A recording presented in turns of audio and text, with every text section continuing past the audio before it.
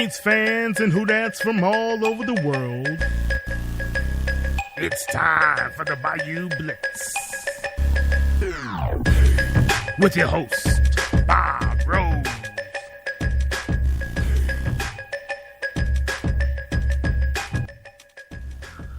Happy Wednesday, New Orleans Saints fans, fans of the Bayou Blitz, fans of the NFL everywhere.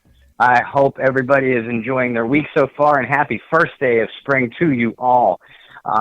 We are back after a 1 week hiatus, and we are thrilled to get into the New Orleans Saints off season. I am, of course, Bob Rose. I am your beaten up host, one of your beaten up hosts for the Bayou Blitz. Joining me, as always, is my good friend, my partner in crime, and fellow free agent signee, Kyle T. Mosley. How are you tonight, Kyle? I'm doing well, Bob. How you doing, sir? Hanging in there. The sun was poking its way through the clouds. First day of spring. Our Saints have been busy in free agency. Life is good. Yeah, life is good in the neighborhood. I'm still kind of shaking my head over Mark Ingram's departure. I understand it. Still shaking my head, and we can talk about that a little bit later in the broadcast. Yeah, we will. We will get into all the Saints free agent signings, a couple of painful departures. But I mean, we have a great guest, a really exciting guest lined up tonight. But first, we want to get into potentially breaking news, and those that follow Saints Twitter. Kyle and myself, you probably already know, but according to numerous sources, and all, as close to being confirmed as you can be at this point without ink to paper, talking to John Hendricks, my editor at the Canal Street Chronicles, just before showtime as well. The New Orleans Saints are reportedly about to sign a deal with former Oakland Raiders tight end Jared Cook.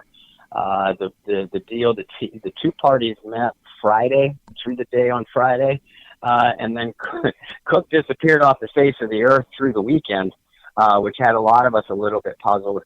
But, it's my understanding he was fielding other offers as well, comparing numbers, comparing situations, no doubt.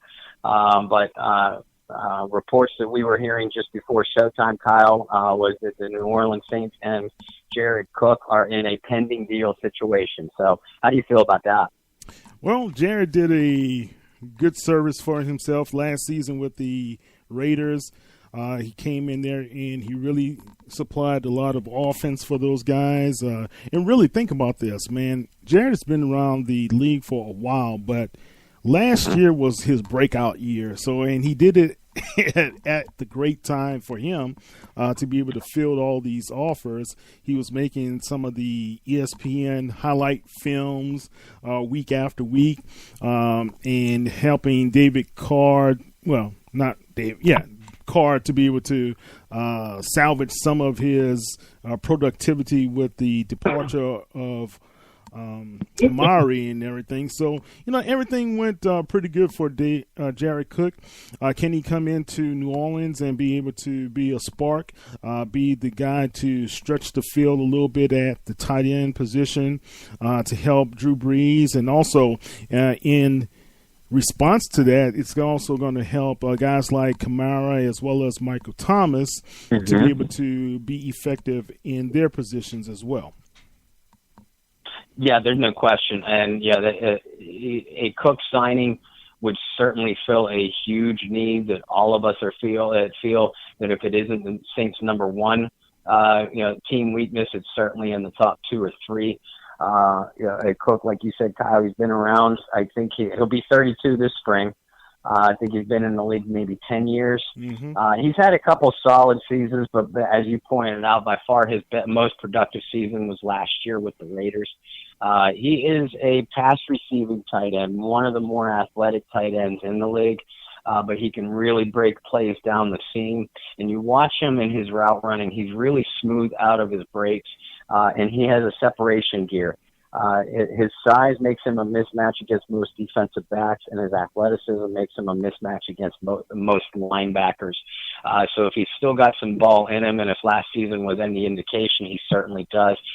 It would certainly allow the Saints coaching staff and front office to check off a big team need box heading into next month's draft. Yeah, with the departure of Ben Watson due to retirement, you have the unknown factor with Dan Arnold. The Saints did sign Josh to a long-term deal, 3-year deal.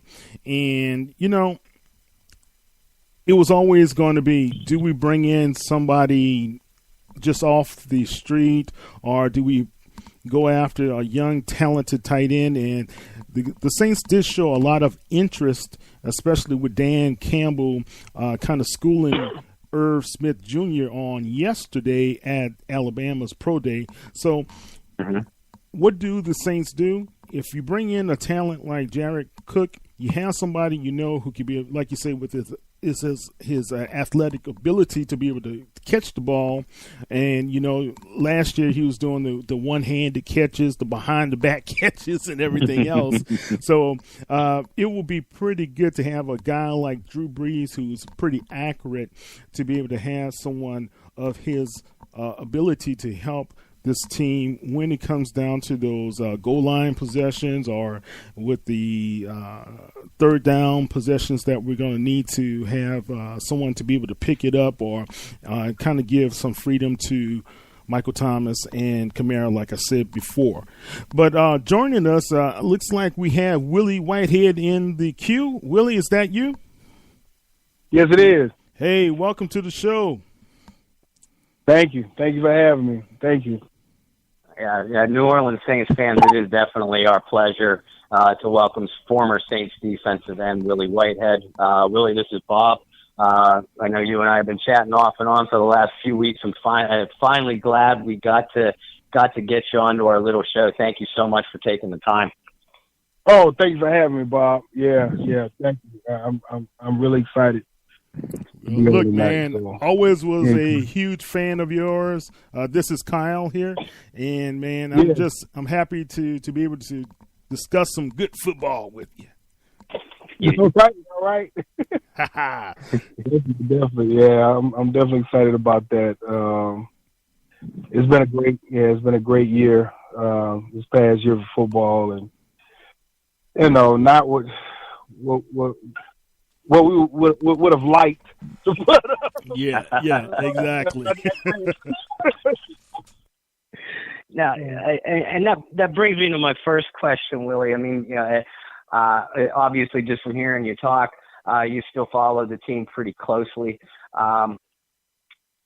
As we all know, the Saints season, the last 2 years, has ended in heartbreaking, frustrating, and some would call it disgusting fashion.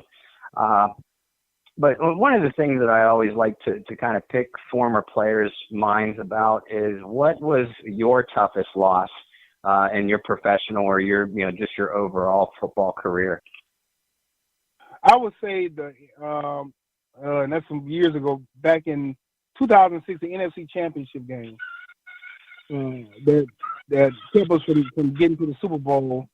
We lost in Chicago. I would say that was the toughest loss of my NFL career, because when you're right there and you're tasting tasting the Super Bowl, you're right there, and then you lose. That's hard. That's hard for any player. So and then with all the fans that were behind us, and to be able to win one for New Orleans, to get to the Super Bowl after Katrina too, the year after. I mean, yeah, that was tough. And you were part of two really historical Saints teams. Revival from the ashes. We've heard terms like that put on. You were a key member of both the 2000 squad and the 2006 team. Really, both teams came out of nowhere to make a playoff run, and like you said, your 2006 squad made it all the way to the NFC Championship game. What are a couple of your fondest memories from each of those experiences? From 2000, 2006, I would say with 2000 because it was kind of the beginning of the turnaround of the organization. When we, had Coach Hazlitt and we had, Joe Horn and some other guys, it was the beginning of starting to see some glimmer of a turnaround from the past. But then when we got in 2006, we got a whole new energy in there with Coach Payton. I mean, Coach Payton brought in a whole new attitude, and he really transformed the organization. I mean, I don't think he gets credit enough for what he did to really transform the organization, because he came down with a first-class mindset. Coming from the Giants, it's like, no, everything has got to be first class for these guys. If you want them to play first class, everything's got to be first class. So he took it to another level, and the players and the coaches and the staff, they responded. Everybody responded, and it's been going strong ever since. But he helped to really bring that around. Hey, now you yourself, Joe Horn, and I think maybe only a couple of other players had remained on that 2006 team from the 2000 team that you had played for, and obviously you guys had a great deal of success under Coach Hazlitt that year. When Coach Payton, when Sean came in, did he sit down with a lot of you veterans to make sure that you guys were all on the same page, and what kind of conversations were being had? Well, Coach Payton, funny thing about him, he likes to really challenge players, and he brings a no nonsense attitude. When we had, when Coach Hazlitt was there, it was kind of loose, and it wasn't as much of I don't think enough discipline, and it was kind of loose. And of course, Dicker before then, but I was within 1 year. But Coach Payton really challenged guys. But the thing with his style is that he treated you with respect, but he didn't take anything off of anybody. He didn't care if you are a seasoned veteran or a rookie. Like, you follow the rules no matter what. You deal with the consequences. Like, I don't care. And if you don't play, you don't play. So guys respected that what he said, he meant what he said, and that's it. And he just said the guy, when he talked to us, he's just like, look, I respect you guys, you veterans. I'm going to challenge you to play and perform at your best. But he would play games, like the gas can, and like you still got something left in the tank, He was funny, man. He's still doing. He's funny with that. But it was fun. It really challenged guys. Like, it kind of pissed you off, but it challenged you. You knew that he was just trying to get the best out of you. That's all. Willie, everybody knows about the famous Dome Patrol, the New Orleans Saints linebackers through the late 80s and early into the mid-90s. One of the best defensive units ever to play the game, and certainly will always be talked about in Saints lore. Now, those defenses, those Jim Mora defenses, they had some pretty fantastic defensive lines too. And then you fast forward till today, or to today rather. You look at Cam Jordan, Marcus Davenport, the year that Sheldon Rankins had, and David Onyemata as well. The Saints brought in a couple of nice defensive tackle additions in Mario Edwards and Malcolm Brown. And this defensive line really fueled their defensive success last year. But Kyle and I are both kind of on record as saying that your 2000 squad, your 2000 defensive line, with yourself, Joe Johnson, Darren Howard, Norman Hand, Leroy Glover, we both kind of have thrown out there that your defensive line was probably the best in franchise history. What made you guys so good as a unit, and where do you put? Have you thought about where you guys lie in franchise lore? Yeah, but I have to be honest with you, I really haven't. I haven't really thought about it. We really had a great squad, though. I think the main thing is that we played well together. We understood each other's strengths and weaknesses, and we really played. We had each other's back, and we were more. There was more of a kind of a selfless type of bond where we did. It was okay if one other guys, got the credit or made more plays. We looked out. We looked out for each other. And so when you have guys, with us being able to play really play well together and have that bond, then it made it. It made it more effective because we knew where the other guy was going to be. We knew exactly in how to cover for them if they weren't where they needed to be. So I think that was the main thing. It's just the bond, the connection, and and that's a great point with the defensive line is with guys being able to bond and understand each other. On the current thing, Steve. I'm sorry. Go ahead, Kyle.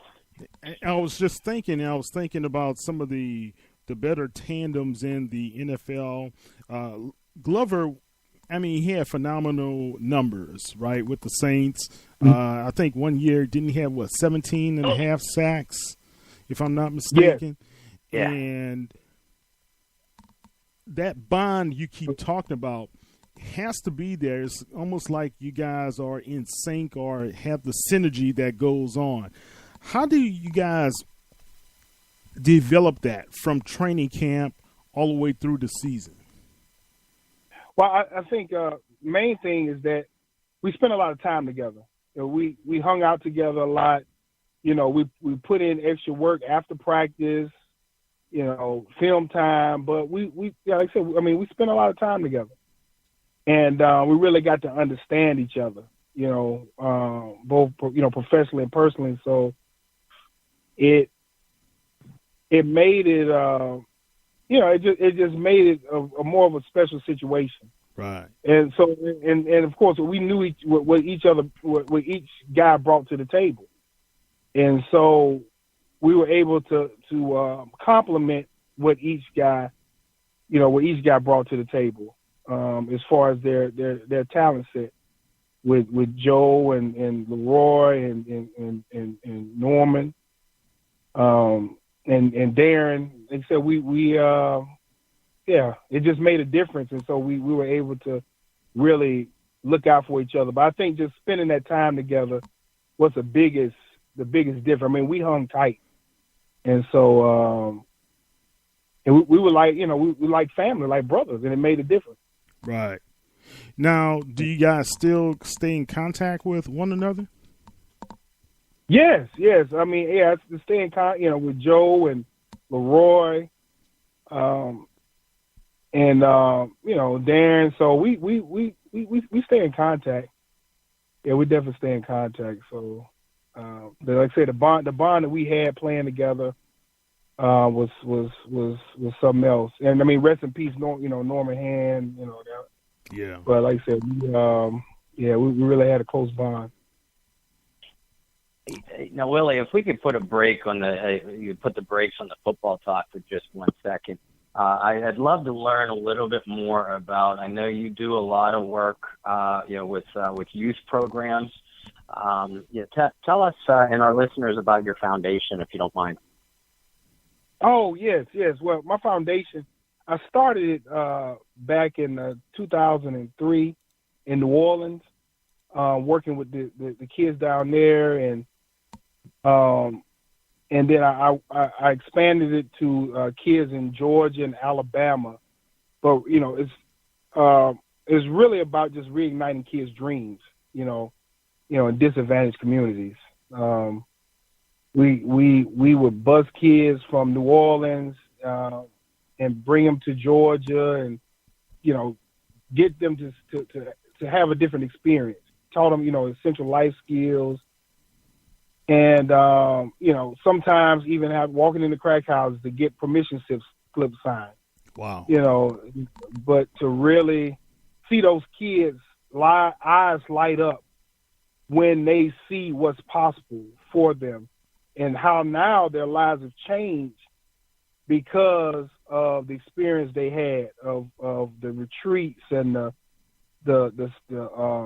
programs and the other events we had in Atlanta and other places. It made a tremendous difference. And now these guys, one of the kids has started his own foundation. The other kids is doing well and has great career. They graduated from college with honors. So it's been amazing. And now we've even expanded to athletes, and we have on the side football training business, and we work with the athletes to enhance their skills as well as their mind to help them to stay focused, to make the right decisions. And it's been tremendous. It's been tremendous. So any support that we can get, to continue our cause, we would greatly appreciate it. The Willie Whitehead Foundation, the WWF.org, and check out the website. Click on the donate button because we can use all the help we can get to really expand our reach. We want to reach as many kids as possible. We got a number of kids that going and gotten D1 scholarships that have started their first, second year, but also they're doing well in school. I had two guys that got 3.8, 4.0s. Wow. In high school. Wow. Yes, and it's amazing. But my main thing is to really not only work on their physical ability, but their mind as well. And even the youth that I work with, just it's on enhanced focus training to really get their minds, their mindset right. That's awesome. Do you guys track their performances, or do you ask them to come back to help out with the foundation from time to time and give speeches to the young kids as motivation? Yes. Oh, yes. We definitely do. As we come back and work with the guys and talk to them. And like I said, we've gotten guys that have, gone into major programs, from Clemson to Arkansas to Auburn so we, for them to come back and to really impart into the young guys is tremendous. Any of that alumni from your camps or your foundation, any guys that we may know who are now possibly getting into the NFL or have made it to the NFL?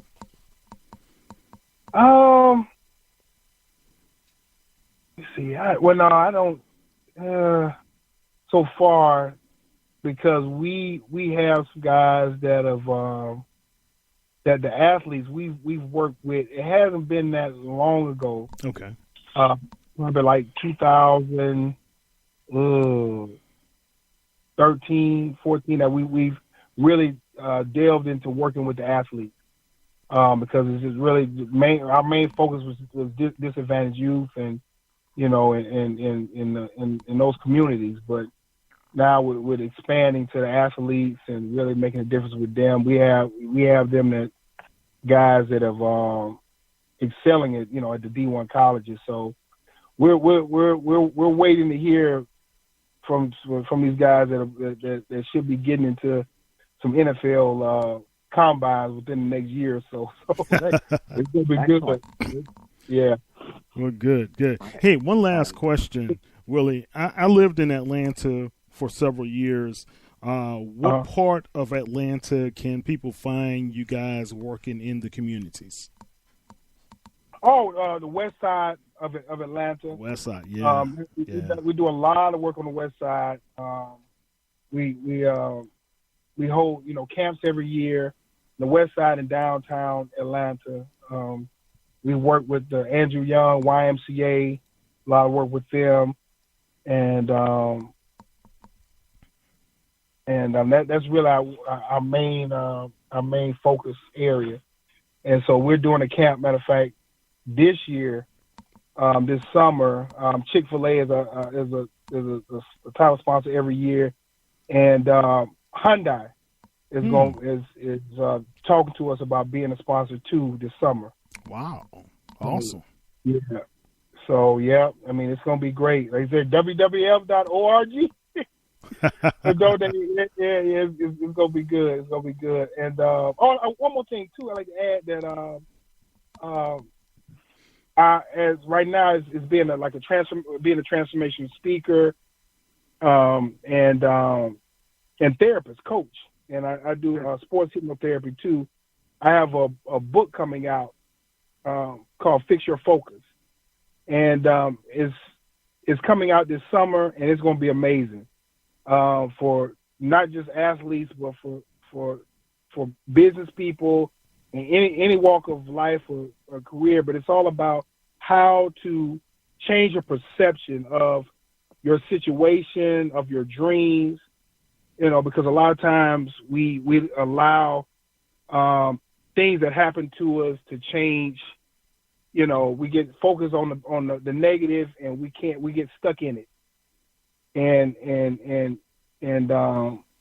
it's just a way I give 7 foci to help you to change your focus and to focus more on the positive and what's important.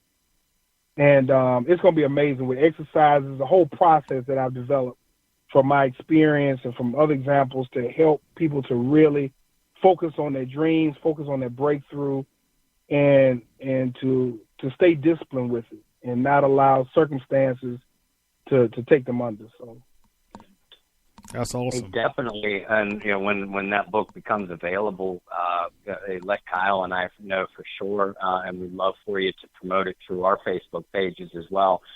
Anything we can do to help. Definitely looking forward to reading it, though. Thank you, Bob. Thank you, Kevin. Let me. You really had to work. I mean, every player in the NFL has had to work their tail off to get there. There's no question. But you overcame so much adversity just to build yourself up to being a star. If I'm not mistaken, you were a walk-on at Auburn, and then the San Francisco 49ers signed you out of college. But you still did a couple of stints in the CFL before you really caught on with New Orleans. Was there any point in time where you just kind of sat back and you had doubts that your NFL dream, would ever come to fruition, or did you just keep focused? And tell us what made you keep your focus towards where you ended up getting. Well, really, it's just things that I learned from positive people in my life, from my father, most importantly, from coaches, mentors, people motivational speakers that I looked up to on the internet. That just any way I can grasp some inspiration and some motivation to keep going, because there are a lot of times I wanted to give up. I mean, I'm not gonna lie, I got cut from 2 different NFL teams, 49ers, Detroit. Spent 3.5 years in Canada. Made All-Star there, but still, and was on practice squad with 2 other CFL teams. So I really spent, oh my God, like 13 years in professional football, just trying to realize my dreams, of getting there. So a lot of times I wanted to give up. But those were the main things that kept me focused. Positive people in my life and things I saw, I looked up on the internet is, what I told myself and I visualized myself playing in the NFL constantly, like no matter what, every day I would visualize that I would, do 3 things that would commit me to putting in work every day towards my dream, no matter what. And I just stayed focused on that. Whatever I needed to do to not give up. So that was it. Positive self-talk, visualizing, and just talking to whoever I could talk to help keep me motivated. Let me ask you this, Willie, because I hear. Well, let me put it like this. I was watching John Randall's story on NFL Network, and knowing where he came from, a poor situation, and he's always been a positive-minded person. You know, even his wife talked about it when he and his son was born, and they discovered he was a special needs kid, but the thing that kept him grounded was always, like you said, having a positive focus on life, right? And you hear a lot of kids who, growing up today, even kids in middle class and even rarely some affluent kids, they get so disenchanted so quickly. Why do you think that is? Well, I think a lot of it has to do with environment, what they've been told, you know, from family, from people around them, and you know, it's been ingrained. You know, a lot of times it's ingrained in their subconscious mind, and it's just hard. It's hard to push out of what your environment is showing you, what people are telling you close to you. So with kids, they have to see something different. Mm-hmm. At some point, they have to get outside of their environment. That's what I did with the foundation, and you know, them being able to see another way of life and seeing that it's possible. Mm-hmm. And you know, with you know, being able to be told that it is possible for you to live this life, but you have to apply yourself. You have to do, you know, X, Y, and Z, and you know, and you can do it. You have to see yourself living that life constantly, and I think that's the key is they have to experience something different. If it's, you know, physically, if it's on TV, if it's, I mean, whatever, you know, whatever way they can, cut out pictures out of magazine, post them on the wall, whatever they can to get that vision, to hold on to that vision no matter what. Is really one of the main things. A lot of things I have in the book and strategies and techniques, but it's paramount that kids get a different experience. Wow, that's awesome, man. I think, Bob, we need to have Willie on for another time to talk a little bit more once the book comes out, man. It's really inspirational stuff you're talking about.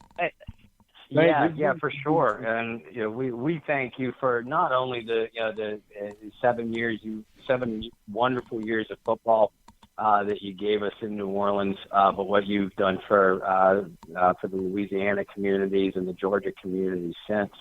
And you know, I'm with Kyle. I would love to have you back on around the time the book comes out, you know, so we can promote it a little bit more. I know you said that you have to get running tonight, but tell our listeners how they can find you and your foundation and everything like that. Oh, okay. Thanks, Brother Scott. I appreciate you guys having me on. You can reach me on my website. The WWF.org is my foundation website for my speaking. Site is williewhitehead.com for the speaking, the business life coaching, and the hypnotherapy. And I'm on Facebook, Twitter, Instagram. Exceed Your Limits is my Instagram handle, and just Willie Whitehead Jr. And then I have a lot of YouTube videos as well. I do inspirational videos every week. So it's Willie Whitehead Jr. on YouTube. So. Yes. Is it okay that we post a few on the SaintsNewsNetwork.com's website? Oh, sure. Not a problem. Okay, awesome. Look, Willie, I need to ask you this. I hear you talk about hypnotherapy. Is there a way that you can have a session with Roger Goodell? And I'm just, I'm just saying. I don't know. I don't know if it'll work on Roger Goodell. That would be good for him, but I don't know what to say about that. I think it was more of a political decision than anything, to be honest with you. Wow. We can be clearly honest. Yeah. I think it was more of a political decision than anything, business and political decision, because he knew what happened. He knew what was right and wrong, and a decision could have been made. But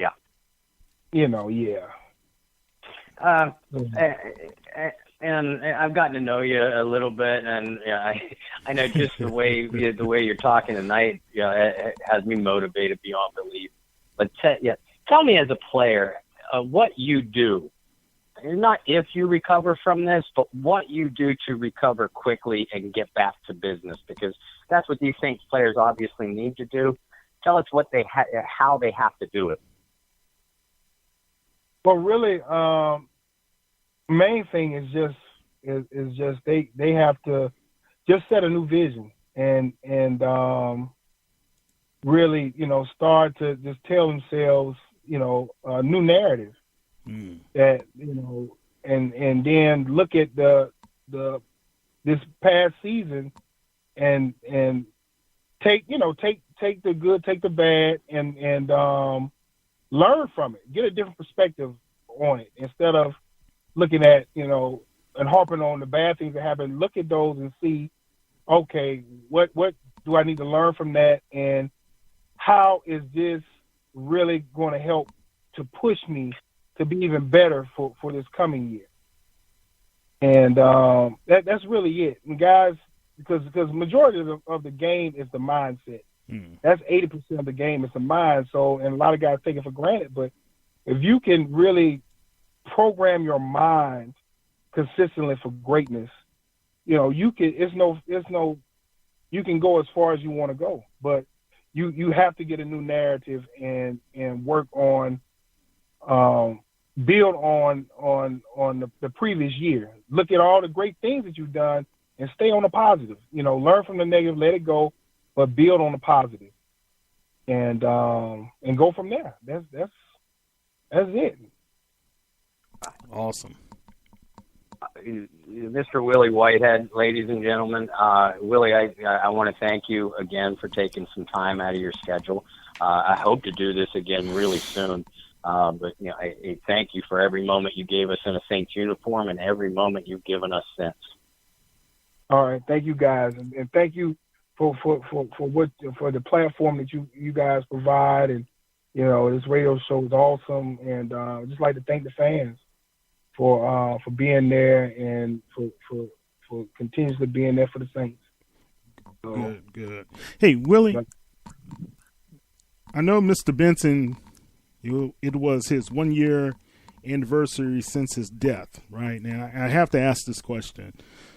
What is the one or most memorable thing you have about Mr. Benson as your owner and as the person who kind of helped you guys along through Katrina? What was it about Mr. Benson that made him special? I think when he during that Katrina year, when he really stepped in and talked up for us because of the situation that we were going through down in San Antonio. When Paul Tagliabue came in and he was talking about it was an unfair situation, and we all knew it, but I don't have the three home games, but he really stepped in. He really spoke up for us and voiced his opinion to Tagliabue and to the NFL as a whole that this could have been handled better. And I think that's one of the most memorable, because that was one of the hardest years of my career playing in the NFL, was that Katrina year. And I know, for the fans and for everybody as well, also, like, it was a rough year. Yeah. It was a rough one. So. Yeah. I got to see you guys in San Antonio a few times. I was down there because I'm in Houston. So we were there trying to support you guys, man. Yeah, I definitely appreciate it. Definitely appreciate it. Good stuff. And really, don't forget to follow us at Saints News on Twitter as well as on Instagram, and we'll do the same for you and promote everything for your foundation, as well as with the book when that comes out as well. Okay? All right. Thank you, guys. Thank you. Thank you, sir. Yes, have a good evening. Sir. Have a good evening. Take care. You too. Thank you, Willie. All right. Wow, that was cool, man. Yeah, definitely. And I mean, he had such a spectacular career as a Saint. One of the premier pass rushers on the team, on a terrific defensive line, by the way, when he was here, and has done great things for his community and the Louisiana community since. And that was Willie Whitehead, ladies and gentlemen. You know what we need to do? We need to do, man. Bob, we had Jolon Dunbar on, right? And Jolon is into the yoga and what have you. And Willie's into the motivational speaking and the hypnotherapy. These guys in that metaphysical stuff. So we need to have them on, kind of teaching people a little bit about that. Some people kind of shy away from that or whatever. But how, as a player and athlete, how that could possibly enhance their performance. I'm not saying everybody needs to do hypnotherapy, but you could do some deep meditation or something to help you kind of sharpen your skills and focus. And I have to agree, even being in sales for most of my life, you have to have some sort of focus, some goals that you are going to attain, to reach for and strive for every day. And if you're not able to keep a focus, it's easily to be strayed away. So I like what he's saying, man. And I think having those guys on, having some sort of session, we could possibly come up with something creative here on the Saints News Network for those guys. Oh yeah, absolutely. And I mean, we've had so many great guests on, with their stories outside of football, like you were talking about, just taking a little bit away from all that. I mean, we know about Quinn Early's inspirational story. Jolon Dunbar has the primetime sports for maximizing your physical capabilities. Like you said, Keith Mitchell was into the yoga and some of the metaphysical Keith stuff. Mitchell. Yeah, I'm thinking that was Jolon. You're right. It's Keith Mitchell. Right. And then it just so many different things. We've had Jim Everett on, and just his overall positive outlook on life in general, and football when he played. Yeah, so many things. And I hope our young listeners or parents of our young listeners, it can take away. Obviously, we were all big fans of these guys when they were on the playing field.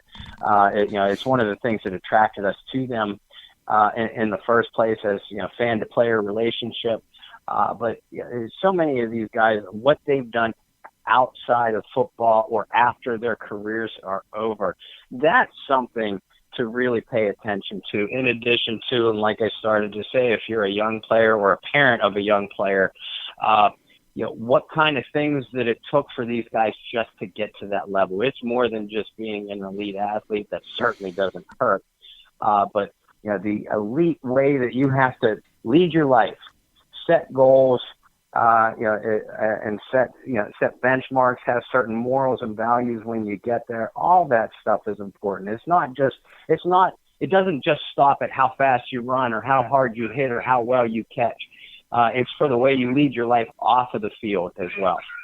Right. And what you hear from Willie is how these guys are making an impact in communities across America and it's not just Willie, and we're going to say, let's just say it's the Willie Whiteheads of the afterlife of the NFL who are still making impacts in the communities, helping young people realize, like you said, realize dreams and that there is more to life than just the bubble inside your community. When I was teaching in Houston, and I was teaching some 12-year-olds in middle school math, and one young man, and it kind of hit me hard, right? I didn't really know how to answer this, but he was like, well, we can see the Reliant Stadium from here, from where they live in their community. But what's past that? And I was thinking, what do you mean? There's whole other parts of the city. Say, yeah, but I never been outside of my hood. And we take that for granted. You know, we see everything on TV, or I've traveled all over the world. I've been fortunate to do so, but some of these young people haven't traveled more than 20, 30 miles outside of their vicinity. So that's some great stuff that he's sharing. All right. Yeah. I know we can go on and on about that, but Bob, let's kind of talk a little bit about what happened this past week. I can't believe Mark is gone. He's gone. Well, I know, and we say that, and yet you and I have talked since this time last year that neither one of us expected Mark Ingram to be back in a New Orleans Saints uniform in 2019. Now, both of us kind of changed our tune over the last month of the season, and certainly over the last few weeks. It did look like he was at least a good candidate to re-sign with the team. And not only losing Mark Ingram, but losing Max Unger.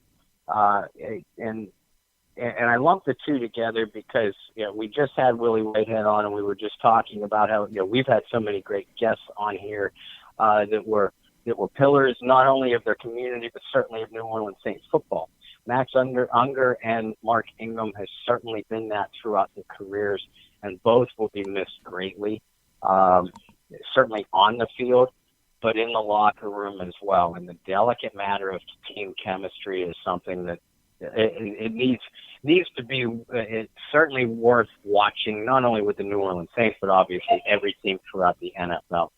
Right. Which do you think will have the bigger effect on the Saints this coming? Which loss do you think will have the bigger effect on the Saints this coming season? That's a good question, because Unger solidified that line, called the plays, the protections, and everything to that nature. Mark Ingram was a locker room force as well as a force on the football field, right?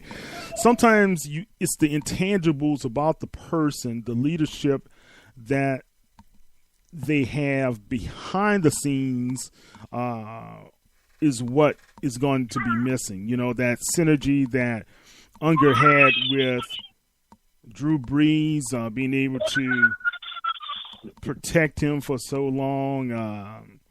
That's going to be okay. I'm sorry, man. Will he's letting me have it. Okay, I understand, Will. Okay, I will be quiet. He said, "Let my daddy talk."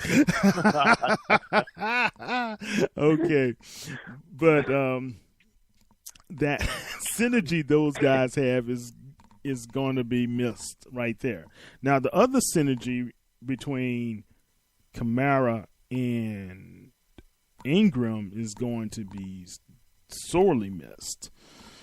So if I had to look at who had the bigger, which one of those guys was the bigger loss to the team, I'm going to go a shocking way. I think Unger is going to really be a bigger loss.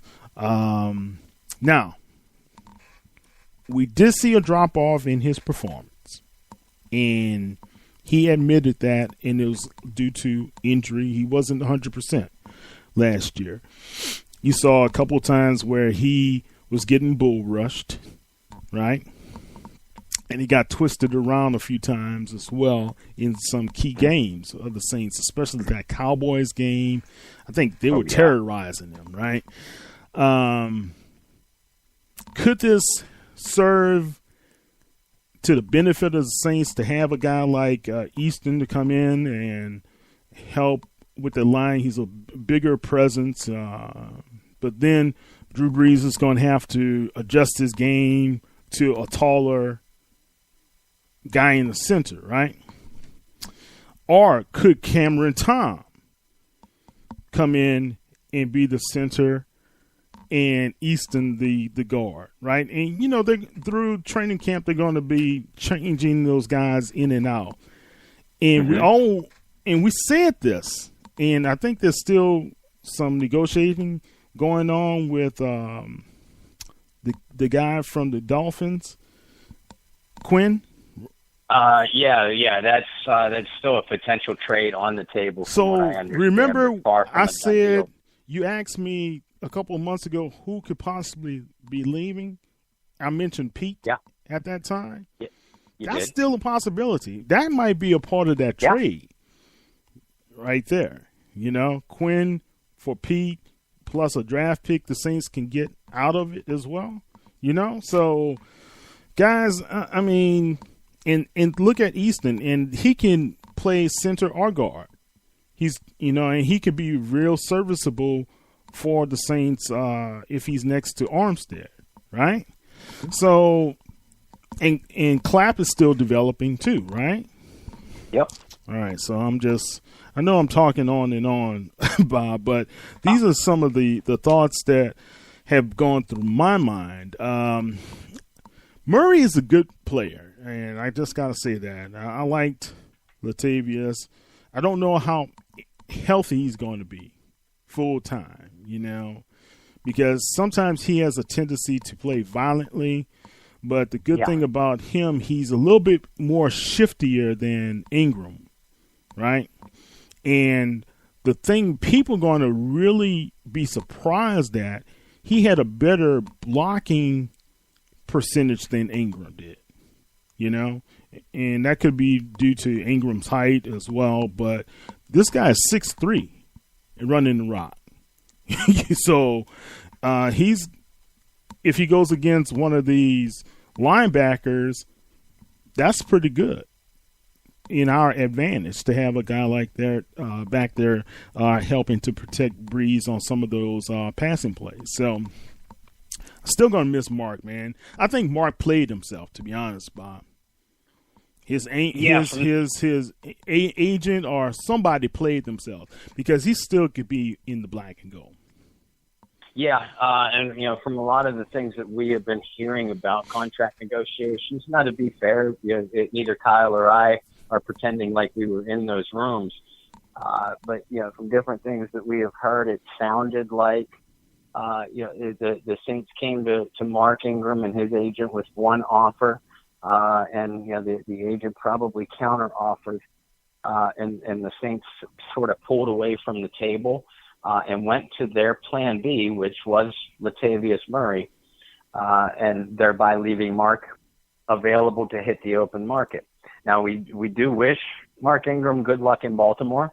You know, he's a fun player to watch wherever he is. I'm with you. I wish he was still, with the fleur-de-lis on the side of his head, and I will miss him and his contributions greatly. And I do wish him luck until he plays New Orleans. But the deal that Mark got for 3 years, $15 million, is very, very similar to the deal that Latavius Murray signed with the Saints, which was for 4 years, I believe, for about $15 or $16 million. Right. So if you obviously average out the contract, and NFL contracts are way more complicated than just a yearly average, as we know. But, you know, Mark's still getting a slightly higher average per year than what Murray is getting. I don't think it was that number that the Saints, that Ingram and his agent came to the Saints with, though. And that's everything that we're hearing. Now, if you remember, basically as soon as the offseason painfully began for all of us, and you and I were talking about potential Mark Ingram replacements, Latavius Murray was the very first name out of my mouth. And, that was right after we had heard Murray say that he would only go somewhere where he would be the number one back. So we did assume that would take him out of consideration. Now, what Murray brings to the Saints, I agree with you. I mean, he is a big back. He's a thumper. He runs violently, but he is very shifty in the open field. Right.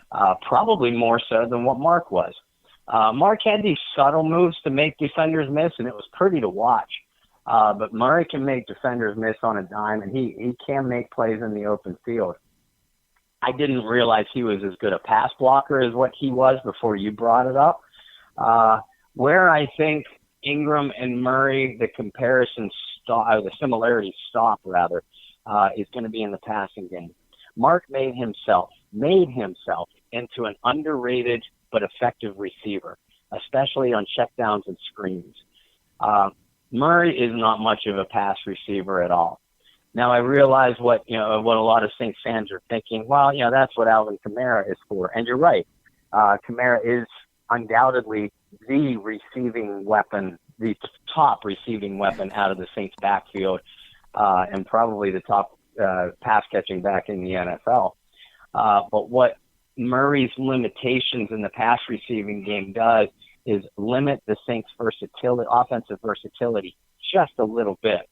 Now, that's no reason to be overly concerned. There are still lots of weapons on this team, and we still have the great offensive mind, the innovative offensive mind of both Sean Payton and Pete Carmichael. So I think that the Saints should be just fine with Latavius Murray at running back. Alvin Kamara undoubtedly has the keys to the running game now. But what a back like Murray does, he will take 10, 12, 15 carries away from Kamara potentially per game. And we all know that Alvin Kamara is a much more effective weapon when Peyton can line him up all over the offensive formation. And if you don't have another capable back like a Mark Ingram or like a Latavius Murray, that means that you have to bring Kamara out of the backfield all the time, and that does limit the Saints' effectiveness. So I think they'll be fine that way. Right. You brought up so many great points with Unger, though. And, you and I were both saying that when it came to potentially surprising off-season moves, Andrus Peat and Max Unger were a couple of the first names out of each of our mouths. Now, to see Unger retire, I think, was a little bit surprising. I pictured either a contract negotiation, basically a pay cut, or a potential cap casualty. Now, moving on from him, even though his play slipped, you brought up so many great points and accurate points about how he was the play caller along that offensive line. So a lot's going to change now. Breeze, he was Breeze's center since 2014, pretty much every snap. So what kind of dynamic is that going to change when you put either, whether it's Nick Easton, Will Clapp, or Cameron Tom under center? It's going to take some time to build back up that rapport.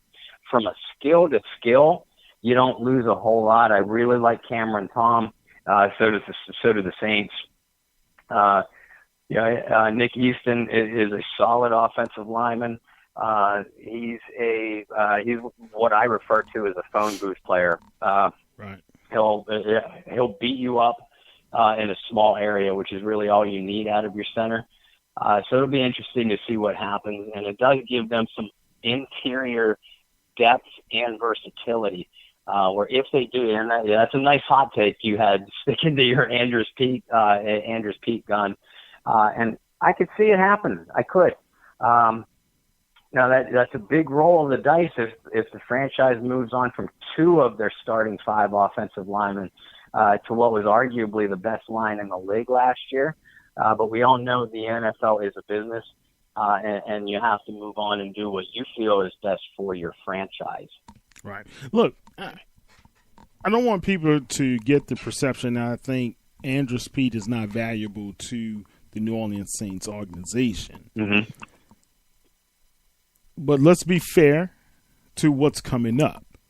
You need new contracts for Kamara, Thomas, and a couple other guys, young guns, right?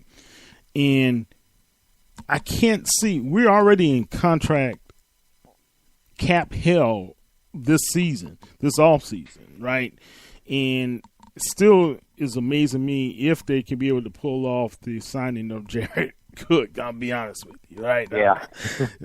I'm trying to figure out where the extra money is going to come from, guys, and then trying to get Quinn as well. Where is all this money coming from? Are they just going to go ahead and pay this luxury tax? Bob, when you have assets, and Bill Belichick showed people this year in, year out, when you have assets, you can't be too emotionally attached to those assets. And I like the fact that Andrus Peat was a great, he wasn't a great offensive tackle. Remember when they put him there? He wasn't. That's why he learned to be a really, really good guard. And still the injuries are concerned, right? He's a little bit more healthier than he was early on in his career. Most guys usually take better care of their bodies since, because remember, he first came in, he had those turkey arms. You don't see too much of that any longer. I'm just going to end it with this. You can't pay all of those guys. And you've got to be able to start making some financial decisions. What's going to happen to the team in the next year or two? And Andrus Peat, in my opinion, makes a lot of sense for the Saints to be able to make a move now, especially before the draft, if they can be able to get, let's say if they can get a number 3 for him. Wouldn't that make sense? I mean, swap the players and get a 3. Wouldn't that make sense?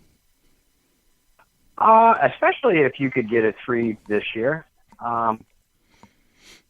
because that would still be a hole along the offensive line that would need to be addressed. Even if you feel like, okay. Well, it's addressed already. You got Tom, or you got Clapp, or you have Easton. You have 3 guys that you can be able to start mixing in and out. With those 3 guys, which one of those guys are going to be your guard, and which one's going to be the center? Mm-hmm. Yeah, and I was going to bring that up. You know, if you feel that you have your starting center and a starting guard out of the 3 players that you mentioned, Clapp, Tom, and Easton, if you feel you have 2 bona fide NFL starters out of there, then that leaves you the luxury to be able to move on from Peat. Now, Peat gave you something that Clapp, Tom, and Easton cannot. Although those 3 players can play any of the interior positions, they cannot slide outside to tackle like Peat could. Right. But either way, you need to address the tackle depth. You have 2 all-pro calibers in Armstead and Ramczyk, but you don't have anybody behind them. Bushrod is yet unsigned, and I don't think that they will sign him given his age, and he did wear down the stretch before he got hurt. And yeah, Peat played admirably at tackle when asked to fill in for Armstead, but he has been given that. I mean, he was drafted to be a tackle and failed almost miserably there. So if you tell me that Andrus Peat is going to have to be my tackle for 10, 12, 14 games of the regular season, I don't like that. I'd rather go another way. He has rounded himself into being a very good NFL guard, but a barely serviceable NFL tackle. And a barely serviceable NFL tackle is not someone that I want to pay $9 million a year to, which is the basic cap hit that they're looking at this year. And you look beyond this year, and not only the large cap number this year, but Andrus Peat is an unrestricted free agent next year. Right. So then, moving. You then have to ask yourself the decision. Okay, well, if we can't renegotiate Pete's contract and extend him for, say, 3 or 4 years at a smaller cap number, that would be the ideal situation for the Saints for sure. But if we can't do that, we're looking at A, a big cap number hit this year, and B, we're not going to be able to afford to sign him next year anyway. Why wouldn't you move on from him and try to get other pieces for your team, be it a day 2 draft pick or a later draft pick and someone like Robert Quinn who would add to your pass rush? So I agree with your logic. Yeah. Look, you brought up something I really didn't think about. So let's say the Saints are saying, okay, Pete and his agent, let's extend you another year or 2, right? Let's give you a bonus or whatever right now, but let's extend you, let's say 2 years or 3 years. Deal. Put that on the books, but still trade him. That's attractive to a team like the Dolphins that I'm going to trade for this guy and give us another 3 draft choice for a guy that's going to still be with us another 2 or 3 years. Not just for you see what I'm saying? And I think that's a smart move. And I think you hit something right there. Could they be negotiating with Pete to help them out with the trade? It's certainly possible because, again, you have that $9 million cap number staring you in the face this year. You still have however many rookies they bring in after trades and everything else. Right. And we're hearing, okay, well, the signing of Jared Cook is imminent. Hey, that's great news on paper, but how are they going to afford to pay the man? Right. They're talking about they're still heavily involved in potential trade talks for Robert Quinn, which makes you think, okay, the guy has tailed on Quinn's play has tailed off a bit in recent years, but he's not going to be asked to be a full-time every down NFL starter. He's going to only be in this defense. He's only going to be asked to do what he does best at this point in his career, which is rush the passer. But again, you have to pay the man. Therefore, somebody on the current roster has got to go. You can only renegotiate Drew Brees so many times. You still have contracts for Alvin Kamara, Marshawn Lattimore, Michael Thomas, et cetera, all coming either after next year or the year after. So who do you have that's marketable now? And you and I keep coming back to the same name here. So it'll be interesting to see what happens. Not to be fair, folks, neither Kyle or I have heard anybody associated with the Saints say that Andrus Peat is involved in any of these speculative talks. We're just kind of spitballing ideas, and we're sort of giving our own hot takes for whatever that's worth. Right. I will say this much. I was listening to Jim Miller and Pat Kerwin on Sirius Radio, and Pat Kerwin was talking about it. He used to be in the front offices of NFL teams, and Pat was saying, you look at how Belichick. Think about it, Belichick has like 12 draft picks under his belt this season. Last season, I think he had 12 as well. The season before that, I think they had some ungodly number, right? And some of that is you get some extra compensatory picks that were given to them because they let people walk, right? But then what he doesn't do is use all those draft choices. So what he does is package draft choices to be able to move up, right? Or if there's a team that wants to move up, he'll move down.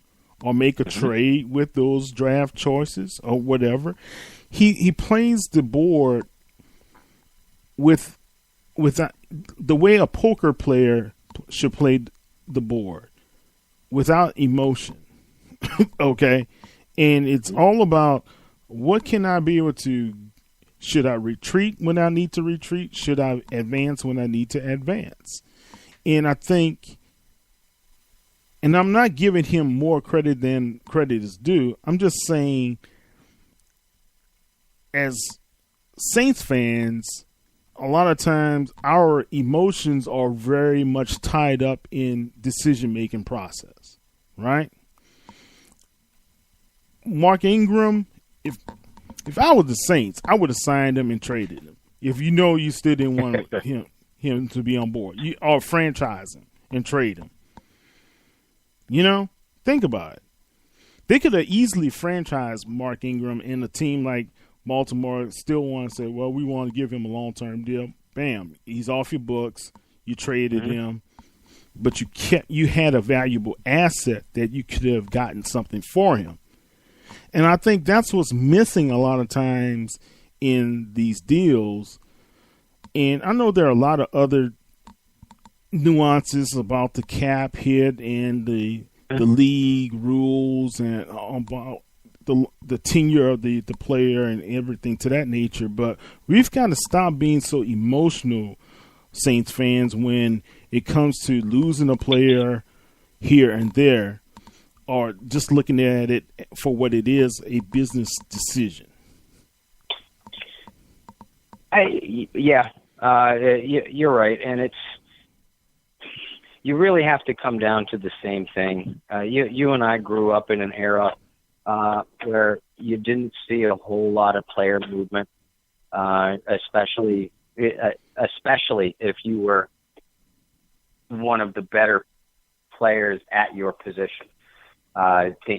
Teams didn't have a salary cap to work under. There just wasn't free agency movement.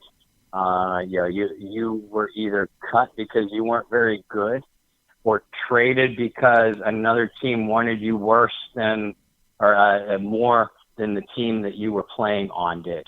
And that's where, we saw some blockbuster deals during our lifetime. Eric Dickerson, Herschel Walker, et cetera, et cetera. It's a different day and age.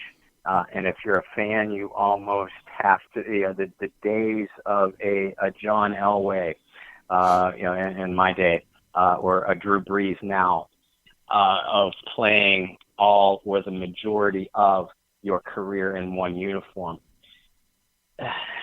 Most of that has passed. Most of it has passed. Look, Bob, most of it has passed. You've got to be smarter about how you're going to approach your business. That's all I'm saying. And if we take emotion, okay, I can see the emotion in keeping a guy like Mark Ingram because of the locker room presence. And I think that's what Mark and his agent relied upon more than the realities of the business. When they made that decision, if it was the case, if they made that decision, we want $7 million, Saints are only willing to pay, let's say, 4.5 at the most. They could have wanted to give them the same deal that the Ravens gave, right, to keep him on board. But then you start thinking about the age and the wear and tear and all this other stuff. But Mark had a great opportunity. He's going to go to the north of the AFC, where those guys play hard and they're going to bang and bong and ring his bell. Think about it, man. So where did he have an advantage in longevity in his possible career? Here in New Orleans or there in Baltimore? I would argue all things being equal, New Orleans. New Orleans, right? You share the load. You know your role. You know what you're capable of doing, right? And I believe the Saints are going to probably bring in a pretty good draft choice at running back, probably in the later rounds, to help fill out the third spot, right? So, Mark, because they still need somebody who can pound that rock. That's not Latavius Murray. I'm sorry. They still need somebody who, when we need to get that extra 1 yard, who's that person? And Mark could have been that person all in one, right? So I just think he messed up thinking the Saints he got caught up in the emotion side of it instead of telling his agent, man, look, the market ain't saying I'm going to get $7 million. I don't know anybody who's willing to pay $7 million for a running back any longer, because if you look at the young guys who come in, fill in, like nobody thought Connor was going to do what he did when Le'Veon decided to hold out, right? You just don't know these days, man. And the market is not dictating for any running back to get $7 million. Now, a guy like Alvin Kamara, what's his next contract going to look like, Bob? Right? It's not going to be $7 million. I can tell you that much. Yeah, no? No, it's not. Are you telling me it's going to be higher or lower? It's going to be lower. Okay. I could be wrong. I could be wrong, but I think it's going to be lower, man. I think the Saints, if they can't come to terms, the Saints are going to franchise one of those two guys. They got to make a decision. I think if they're smart, start working on that long-term contract for Michael Thomas right now. Yep. Alvin Kamara, if we need to extend him one more year by giving him a franchise, let's slap it on. Also, yep. And actually one of the and if I'm not mistaken, well, I know Michael Thomas's current contract expires after this coming season. Mm-hmm. I do think they have one more year for Kamara, Lattimore, and Ramczyk, all three major players, obviously. They do have one more year under current deals past that, beyond the 2020 season. But yeah, when the off season began, and we were talking about off season priorities, you and I both privately and here on the show, my number one priority was to extend Michael Thomas into a long-term deal right now. Right. It's going to cost you. You know he is going to be one of the, if not the top paid wide receivers in the league. And that's the unfortunate side of success, is from a business aspect, is when you have a successful player, when you have an elite player, when you have a great player, you have to pay him to keep him. And you're probably going to be looking at paying Michael Thomas a small mint when that time comes around. Now, I do understand why they're trying to hold off doing it. We might see a potential franchise tag out of him, being that we do have one more year under contract for Lattimore, Kamara, Ramczyk, players of that ilk, beyond next year. But these financial decisions are very important, and I think we see the early effect of that even now with the Saints movement. In recent years, we haven't seen them make a move towards the big name players anyway. We haven't seen the C.J. Spillers or the Jarris Birds or the Brandon Browners. Thank God, and thank God. We have seen smarter, younger signings, and we saw that again. But we see the Saints playing it a little bit closer to the vest financially, because they do realize that they have the Michael Thomas and the Ryan Ramczyk and the Alvin Kamara, et cetera, that they have to make financial decisions on very, very soon. Right. So we're seeing more cost-effective signings, at least initially.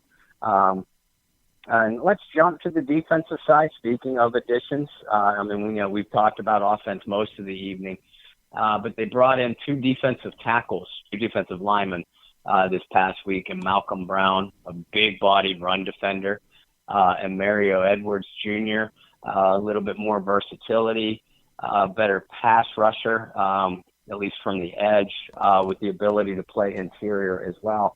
but we didn't see huge contracts out of them. What do you think that they're? And I know we're running late yet again. This should be no surprise to anybody who follows us.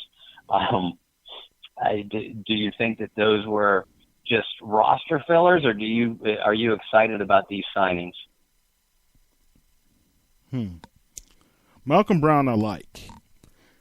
I wanted the Saints to draft him when they had that opportunity to do so, but New England was able to capitalize, right?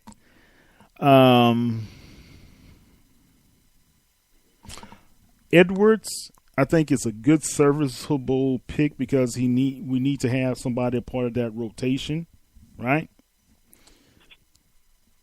Because when you look at Davenport's maturity, I think we're going to see a lot more out of the young man having a good off-season, training with somebody, being able to put in the time. There's no way the Saints were going to give Okafor what he got in KC. I'm still kind of taken aback by that contract. 3 years, 17 mil, almost 18 mil. I'm like, what? Really? For Alex Okafor?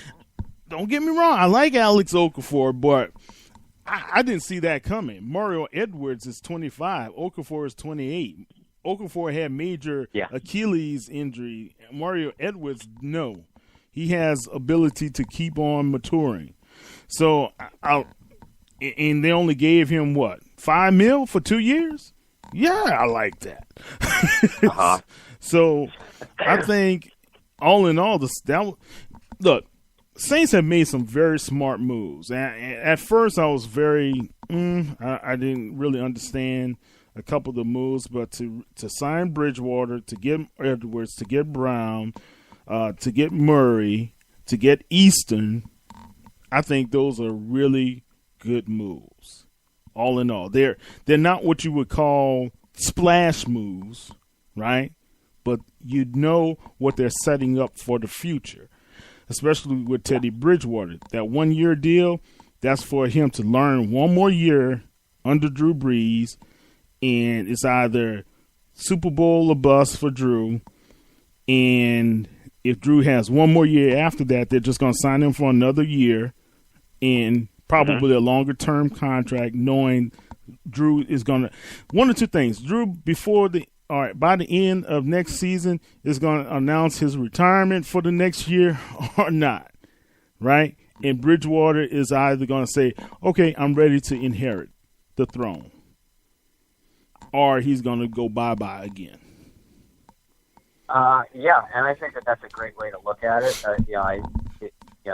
Saints fans, I think that this 1-year contract by Teddy tells us this much, that Drew Brees has not made his decision that the 2019 season is going to be his last. So those of us that want Drew to play until he's 146 years old, we can still hold out that hope. And we've said it all along on this show, that the Saints made the deal, the trade to get Teddy Bridgewater last year with a whole lot of discussions going on behind closed doors.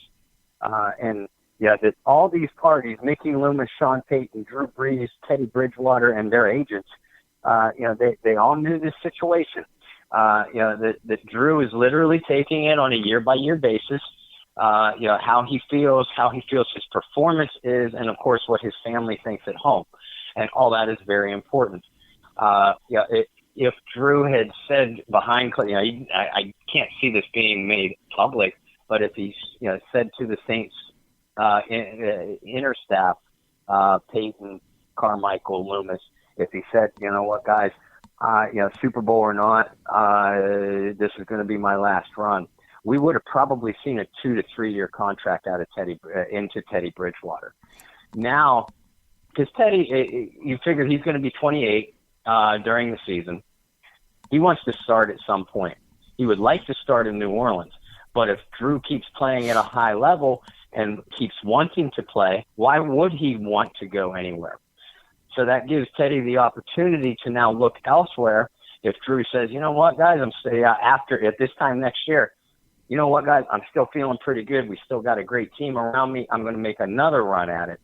Then Teddy's going to hit the free agent market at that time, and the Saints will probably draft a potential successor. But if not, like you said, now they have their succession plan in place, and they have a plan B lined up too. For everybody that's been saying for the last 5 years, oh my God, the Saints don't have a plan for when Drew Brees retires. And we were telling you, relaxed, they're going to get something in place. Well, this is the in place. It's Teddy Bridgewater with a plan B. That's their plan A. Plan B is here. Drew's still playing well anyway, so I'm shrugging my shoulders saying, why do you want to replace the man? He's still playing at an all-pro level. Okay, he might not have the arm quite that he used to, but name me 3 other quarterbacks in the NFL that you would take in this position right now. You can't do it. So the Saints are just fine at quarterback. Yeah, just fine at quarterback. And I would have been pretty angry if I was Mickey Loomis, knowing I gave up a 3rd-round draft choice for a guy that sat the bench and we never got to be able to have him more than 1 year. That's another factor, guys. I'm telling you. Mm-hmm. I mean, I think Sean Payton did a good job at PR as well when people were asking him at the combine, who's your backup quarterback? And he's like, that's already have him. That's Teddy Bridgewater.